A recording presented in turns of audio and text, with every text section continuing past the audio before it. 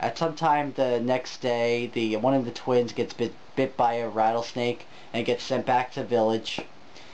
Like Steven Railsback or something, I think picks him up before he goes back to Space Place or something. I don't remember. This movie's terrible. With that, the twin, helps him to find America more. He has to find America. And the twin kind of figures that if you go to, where the sun sets, that's where America is. So he's like, we got to go to this blah blah blah beach because that's where America is. The person. So as they're walking, Nukie's like, I'm tired. Why don't we just use lights, or our ability to turn into lights? And he's like, the kid's like, can't do that. He's like, yes you can. I've talked to you with my telepathy, so now you can do that. So they turn into balls of light and travel hundreds of miles to this beach where America is. And you have this big scene where, I swear to God, this little African boy is running around this deserted beach of buildings and shit, screaming for America. It's like, America! Help us! America! Help us find Miko! Give us Miko in America! It's terrible. With that, Steven Railsback's character comes back with Miko from NASA, because he kind of it's like a whole subplot about Miko getting out of the place where he's held captive by using a supercomputer named Eddie and shit, which I don't want to get into. So he gets back with them, and they're all like, oh, so happy to see each other. And they kind of just turn into balls of light and fly away.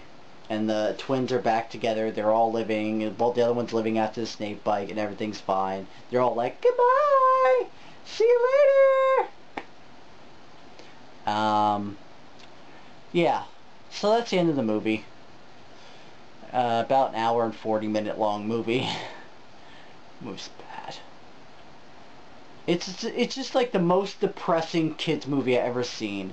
I know I might be leaving a lot of shit out, but there's really a lot of depressing moments in this film. It offers nothing in it as far as a kids film, and it's labeled as a kids film.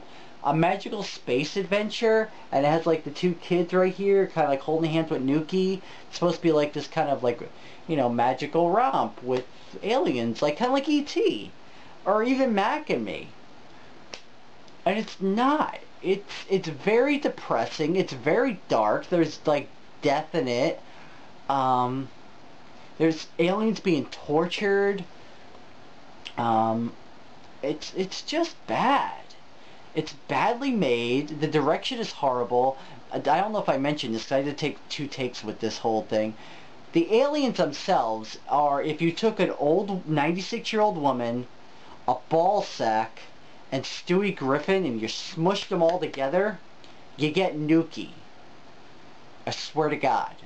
Miko maybe not so much, but definitely Nukie looks like Stewie Griffin from Family Guy.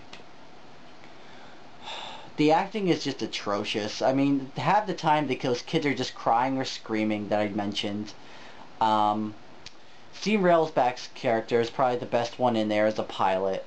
There's also a subplot thing with monkeys, and one of the monkeys sounds like Gilbert Gottfried, going around calling people silly ding-dongs and shit. It's just bad. This movie sucks. And there's a reason it has a 1.9. It's never been on DVD, and I don't even see any chance it ever will be. It needs to be in obscurity because it fucking deserves it. It's a terrible kids movie. It should have never been made. This movie tried to suck off the last bit of milky tit milk from E.T. That's all it did. It came out the same year, from the best of my knowledge, as Mac and Me. So I can't say it was sucking off of Mac and Me. This movie sucks. Don't watch it.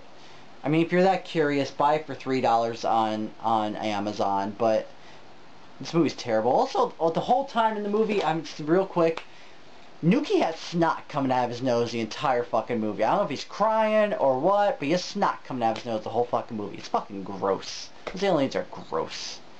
Alright, that's it for my day 30 for Mr. Rich's worst movies that I own.